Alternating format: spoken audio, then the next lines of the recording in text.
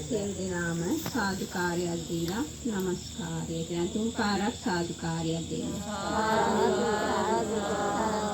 নমස්කාරය කියන්නේ භගවතු වරහතු සම්මා සම්බුද්දස්ස නමෝ තස්ස භගවතු වරහතු සම්මා සම්බුද්දස්ස නමෝ තස්ස භගවතු වරහතු සම්මා සම්බුද්දස්ස බුද්ධං සරණං ගච්ඡාමි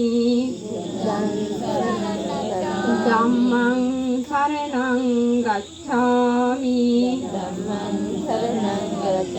සංඝං සරණං ගච්ඡාමි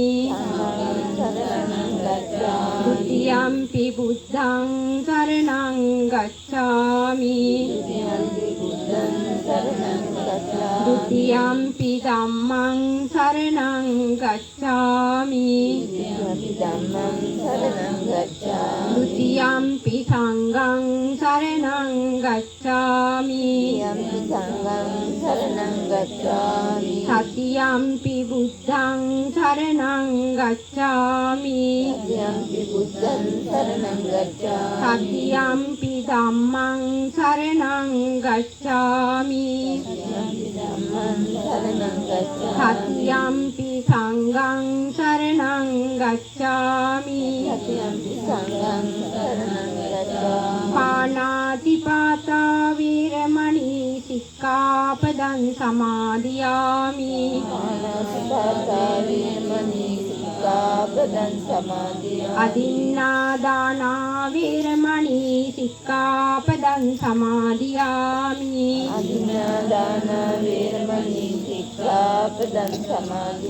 កាមេសុមិច្ឆាចារាវេរមណីសិក្ខាបដੰសមាទិយាមិ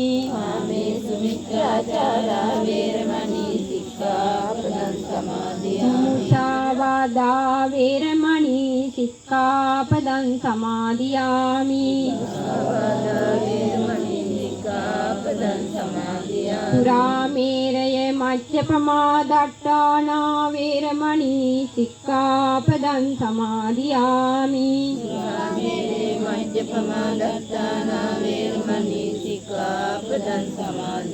ឧត្តមសិសរណសหิត මා සමාදන් වුණ පංච සීලය මේ ජීවිතයේ යහපත පිණිසද පරලොව සුගතිය පිණිසද උතුම් නිවන පිණිසද හේතු වාසනා වේවා සාදු සාදු සාදු සද්ධාවන්ත කාරුණික පින්වතුනි මේ පින්වතුන් සියලු දෙනාම මේ මොහොතේදී මේ පින්බිමට ඇවිදී මේ මළුවේ වාඩි වෙලා ධර්ම ශ්‍රවණයක් කරන්න තමයි මේ මොහොතේ බලාපොරොත්තු වෙන්නේ. ධර්මය අපි අහන්න ඕනේ. අහන ධර්මය මතක තබා ගන්න ඕනේ. ඒ වගේම ඒ මතක තබාගත් ධර්මය ප්‍රතිපත්ති වශයෙන් අපි පූර්ණ කරගන්න ඕනේ. එහෙනම් මේ පින්වතුන්ට මා මේ අවස්ථාවේදී මේ ලැබුණා වූ මනුෂ්‍ය ජීවිතය දුර්ලභ අවස්ථා පහක් මම දේශනා කරනවා. මේ පින්වතුන් හොඳින් ශ්‍රවණය කරලා ඒ අනුව පිළිවෙත් පුරාගෙන මේ සංසාර ගමන නිමා කරගන්න කාර්ක ධර්ම තමන් පූර්ණ කරගන්න අවස්ථාවක් කරගන්න. හොඳයි පින්වතුනි, අපිට මේ ලැබුණා වූ මනුෂ්‍ය ජීවිතයේ අවස්ථා පහක් පෙන්වලා දීලා තියෙනවා. එකක් තමයි මේ බුද්ධෝත්පාද කාලය. මේ බුද්ධෝත්පාද කාලය හැමදාම ලැබෙන්නේ නැහැ පින්වතුනි. බුද්ධෝත්පාද කාලයක් කියන්නේ බුදු කෙනෙක් ලෝකයට පහළ වුණු අවස්ථාවක්. මේ ලෝකයට පහළ වුණු අවස්ථාවක තමයි අද අපිට මේ මනුස්ස ලෝකෙට එන්න ලැබිලා තියෙන්නේ. බුදු කෙනෙක් කියන්නේ පින්වතුනි කල්ප ගාණක්. කල්ප මහා කල්ප 4කුත් ලක්ෂයක්. පෙරුම් පුරාගෙන පාරමිදම් පුරාගෙන ආපු කෙනෙක්. පාරමිදම් පුරනවා කියන්නේ පින්වතුනි තමන්ගේ තුන් ආකාරයකට මේ පාරමිදම් අපේ බෝසතාණන් වහන්සේ පූර්ණ කරලා තියෙනවා. දස පාරමිතා වශයෙන් කොටස් 3ක් කියනවා.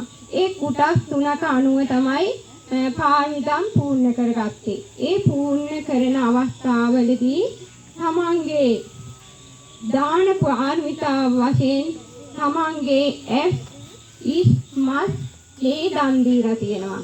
අඹදරුව දන් දීලා තියෙනවා. ඒවා මෙපමණයි කියන්න බෑ පින්වතුනි අපේ බෝසතාණන් වහන්සේ මේ බුද්ධ රාජ්‍ය ලබා ගන්න බොහෝ කාලයක් මෙවැනි කැපකිරීම කරලා තියෙනවා. මේ තමන්ගේ ඇස් දෙක පින්වතුනි දන් දීලා තියෙනවා කියනවා ආකාශයේ තියෙන තරු වලට වැඩිය. ඒ වගේම තමන්ගේ ශරීරයේ කොටස් ටික දන් දීලා තියෙනවා කියනවා මේ මහ පොළවේ තියෙන පස් වලට වැඩිය.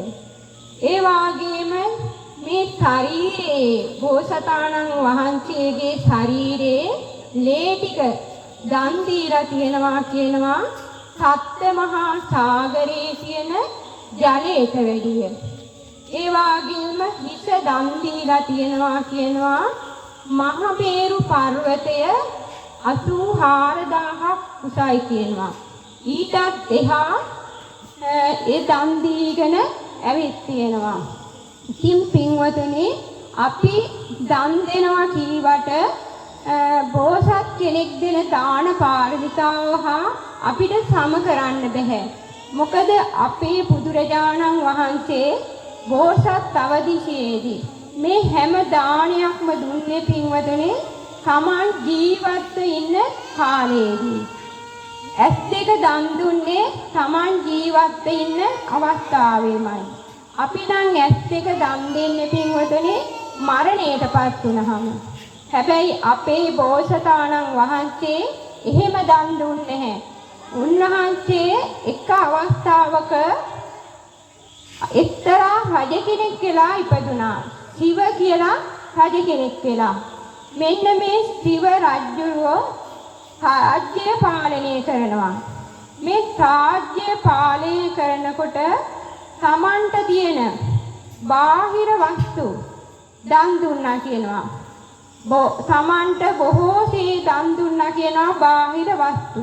මෙහෙම දානයක් දීදී එන අවස්ථාවේ මේ ශිව රජුරවන්ට හිතෙනවා පින්වතුනි තමන්ගේ ශරීරයේ කොටසක් දන් දෙන්න ඕනේ කියලා.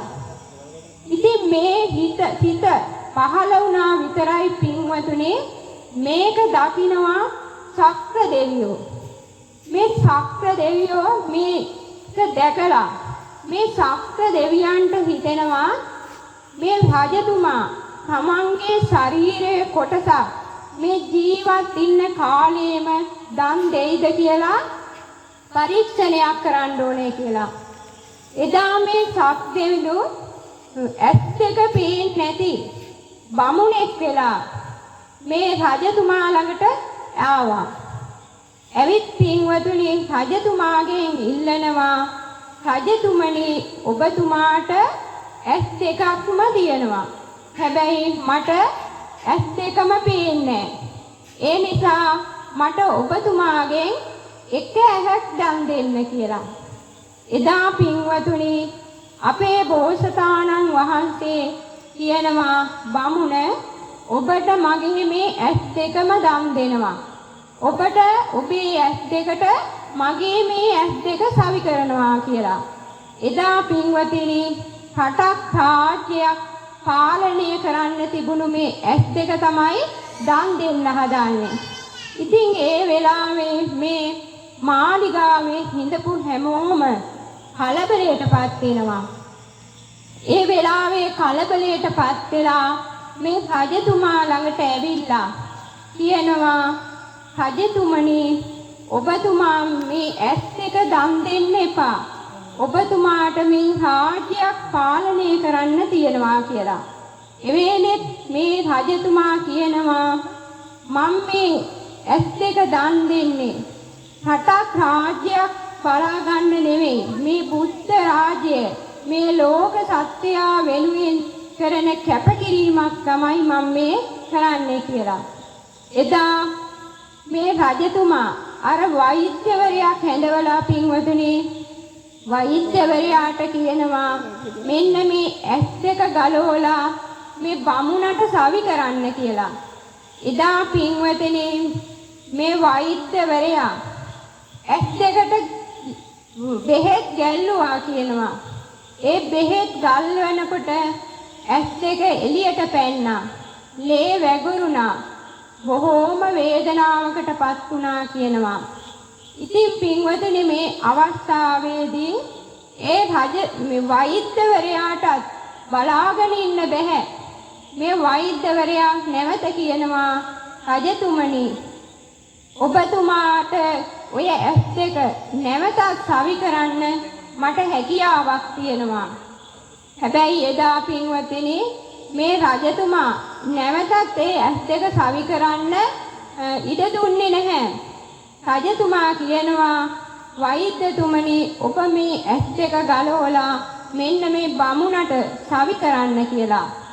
එදා පින්වතුනි මේ බෝසතාණන් වහන්සේ බොහොම වේදනාවකටපත් වුණා. ඇස් දෙක එළියට පැනලා ලේ වැగిරිලා මත් ඇදිලා තියෙන අවස්ථාවේ උනත් නැවත අර ඇස් දෙක සවි කරන්න කියලා හිතක් පහළ වුන්නේ නැහැ. ඒ වෙලේ වෛද්‍යවරයා අර ඇස් දෙක ගලවලා පින්වතුනි අර බමුණට සවි කරා කියනවා. හැබැයි පාමි ධර්මයේ බලයෙන් පින්වතුනි නැවතත් රජතුමාට ඇස් දෙක නැවතත් ඇස් දෙකක් ලැබුණා කියනවා. එදා අර ඇස් දෙක ගලවලා බමුණට සවි කරාම හරියට එදා ඉපදුණු වැහි පටියෙක් වගේ ඇස් දෙක පෙනෙන්න ගත්තා කියනවා. එනම් පින්වතුනි ඒ එක අවස්ථාවක් පමණයි. අපේ බෝසතාණන් වහන්සේ මේ සංසාරේ සැරිසරනකොට අප්‍රමාණ ලෙස මේ විදිහට ඇස් දන් දීලා තියෙනවා. ඉතින් පින්වතුනි ඒ වාගේ තමයි මේ මස් ටික අපේ බෝසතාණන් වහන්සේ මේ සංසාර ගමනේ එනකොට තමන්ගේ ශරීරයේ කොටස් විවිධ ආකාරයට දන් දීලා තියෙනවා. පින්වතුනි එක අවස්ථාවක අපේ බෝසතාණන් වහන්සේ දකින්නවා එක්තරා කොටි දෙනා. මේ කොටි දෙන එක වලකට වැටිලා දරුවොත් එක්ක බොහෝම දුකටපත් වෙලා ඉන්නවා. මේ කොටි දෙනට හරිම බඩගින්නක් දැනුණා. ඉතින් මේ කොටි දෙන වේලේ පින්වතුනි අර තමන්ගේම පැටව කන්න සැරසුණා.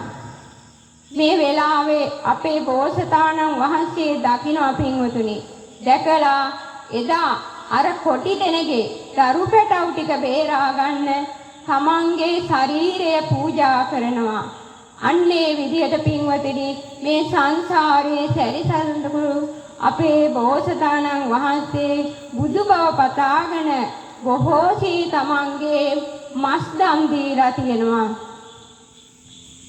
ඒ වගේම ඇගේ තියෙන ලේ ටික දන් දුන්නා. තමන්ගේ බිරිඳ වතුර ඉල්ලන අවස්ථාවේදී එක්තරා අවස්ථාවක පිපාසයට වතුර ටිකක් නැතුව වතුර ටික ඉල්ලන වෙලාවේදී තමන්ගේ උරිය පළලා ලේ දුන්නා.